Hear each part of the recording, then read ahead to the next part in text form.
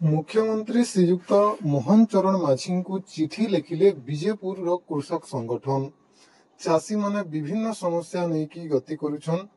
चाषी मानकर विभिन्न समस्या के नहीं बीजेपुर तहसीलदार जरिया मुख्यमंत्री को अवगत कले बीजेपुर चाषी माने।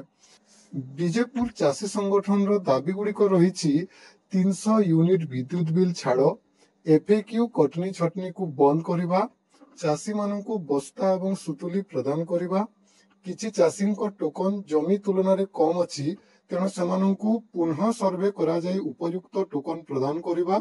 आसुन जन्मा जे चाषी मानकर ई समस्या के नहीं काना कहउछन बीजेपुर कृषक संगठन।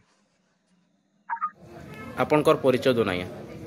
मोर परिचय बोले बीजेपुर ब्लॉक कृषक संगठन मते सभापति भावे नियुक्ति करिछन चाषी माने। आपन केन बाबत के नेकरी अभियोग नै आछन तहसीलदार पाखन।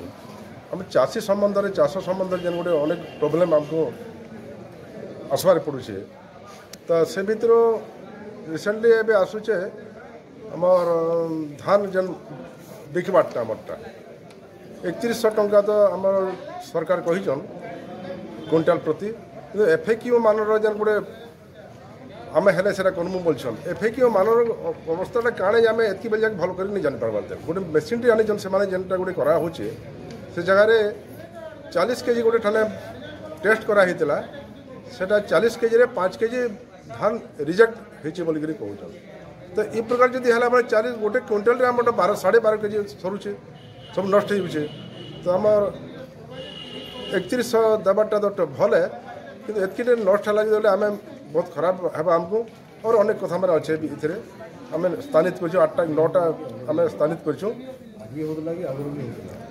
लॉस होतला आगुरी भी होतला कि इहादे भी होची आगुरी भी होतला आज्ञा अन्य सरकार थिले भी होतला किंतु आज जेन सरकारटा आसीजे आम तो विश्वास करतलो मान को काणे करबे तो सारा नहीं हेबार तेल किंतु आके हमको अंधार बैल लगुचे।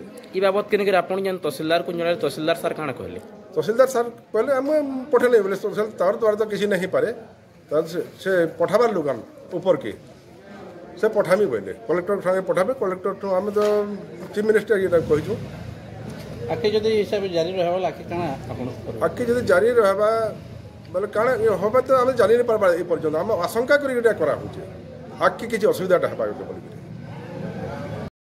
आपनकर परिचय दोन।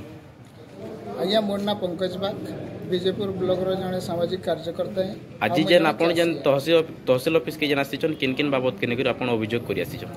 वर्तमान आज आमे बीजेपुर ब्लॉक रो चाषी संगठन बा कृषक संगठन तरफ रो आमे गुटे हमर ओडिसा माननीय मुख्यमंत्री को तहसीलदार जरिया रे मेमोरेंडम दैछु। एटा कहिछु कि प्रत्येक चाषी मानकर ले सब प्रकार सुविधा सुयोग करा जाऊ। धान जेन कटनी छटनी होचे से विषय के भी ध्यान दिया जाऊ। कटनी के छटनी जनता नहीं हेबा तार संगे चाषी के हमको सुतली दिया जाऊ एवं बस्ता भी दिया जाऊ। तार संगे जतकी भी धान रो टोकन माने ही जे से टोकन माने दिनु दिन के लैप्स हो जाबार चांस से कहते नहीं बोले से एते दिन तक भी चाषी मंडी के धान ने नबार तल और वो जनवरी फेब्रुआरी मास पर्यंत तार लास्ट डेट करी छे से जिनिस के नहीं करी भी ध्यान करा जाऊ। कहते नहीं भविष्य की आमर रई फसल चाष करवार अच्छे आउ छत्तीसगढ़ सरकार जेन प्रकार सुविधा दौचे आमर चाषी मान के नहीं करी से प्रकार सुविधा ओडिशा रे भी लागू करा जाऊ। आउ भारतीय संविधान अनुसार चाषी मान जेन प्रकार राइट्स जेन प्रकार अधिकार मान रखाई वर्तमान सरकार से सब जिनिस के फुलफिल करा जाऊ। चाषी नहीं हेले देश नहीं चले और चाषी चाष नहीं कले आम खावा